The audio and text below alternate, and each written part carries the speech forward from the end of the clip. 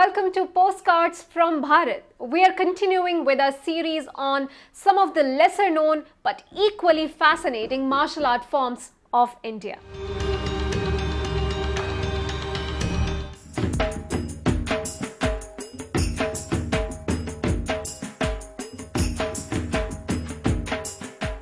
Mardani Khel, a martial art form originating in Maharashtra. The technique is believed to have been developed by Maratha warriors who were skilled at light infantry and horse riding. The art involves special weapons and light armor that made it rather customized martial art suited to their body types and terrain, among other things.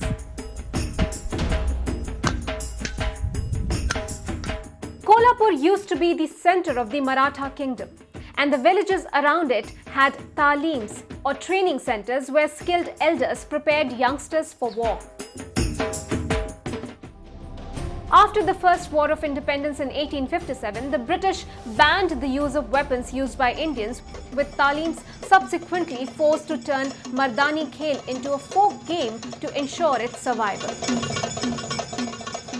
The art form, which was becoming ceremonial in nature, got revived interest when famous British Sri Lankan Tamil rapper MIA featured it in the music video for her song Matada Scroll 1 Broader Than a Border in 2015.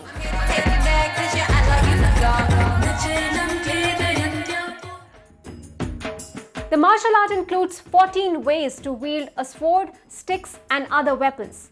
Like all good martial arts, it also teaches the weaknesses of the human anatomy in attack mode.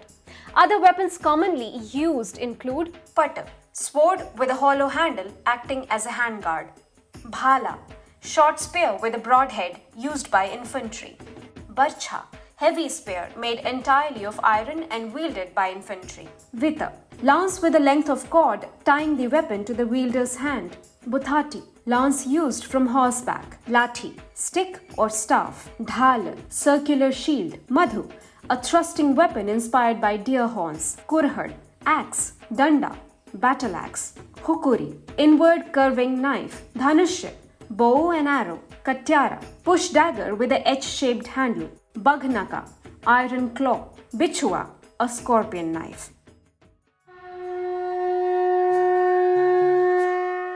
From Maharashtra, we go up to Himachal. From the scenic Shimla region of Himachal Pradesh comes the ancient sport of Thoda, where the player relies on one's archery prowess. This game is popular in Thiog division, Shimla district, Narkanda block, Chopal division, district Sirmaur and Solan. It dates back to the days of the Mahabharata, when bows and arrows were used in the epic battles between the Pandavas and the Kauravas, residing in the picturesque valleys of Kulu and Manali, where it originated. The name Thoda is derived from the round piece of wood fixed to the head of the arrow, which is used to blunt its wounding potential.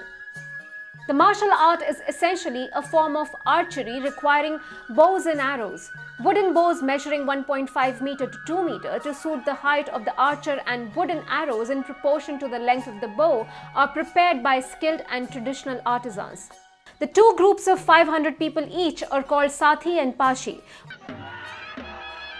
When both of the groups reach the village ground, they dance to the rhythmic melody of warfare on either side of the court and wave their swords high up to mock each other.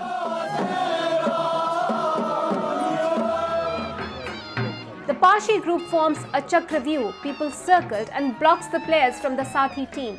The Sathi team's defenders try to invade through the chakravyu and get in the middle of the ground. Both of the teams stand at least 10 meters apart from each other and prepare to attack. The only way of defense is lightning movements and agility that is conducted with lively music.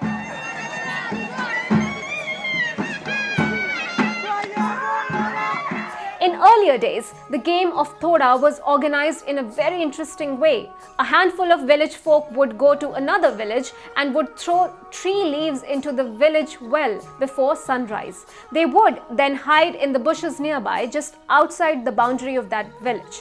As soon as the villagers came to draw water, the youths would shout and throw challenges to them for a fight. This would spark the preparations for an encounter.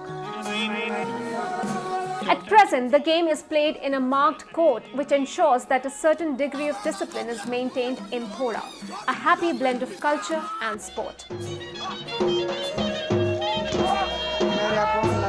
The competition is a mixture of martial arts, culture and sport and is held on Baisakhi Day on April 13 and 14, and community prayers are organized to invoke the blessings of the principal deities, goddesses Mashu and Durga.